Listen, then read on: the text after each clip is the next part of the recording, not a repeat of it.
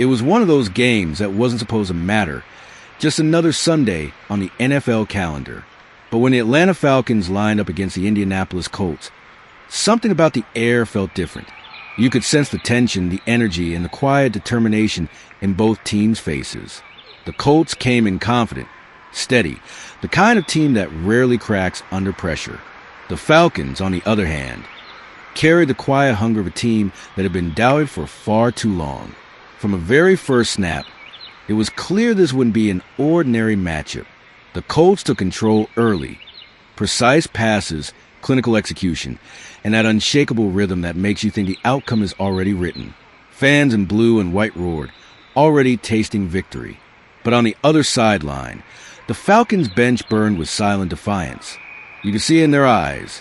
They weren't backing down. As the game wore on, something began to shift. Every hit from the Falcons' defense got heavier. Every run felt sharper, angrier. The quarterback started connecting in ways that caught the Colts off guard.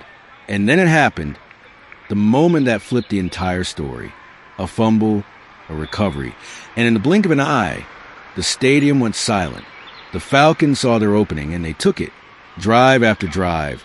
They clawed their way back into the game, one play at a time, until the impossible started to feel real. By the fourth quarter, you could hear the heartbeat of the stadium.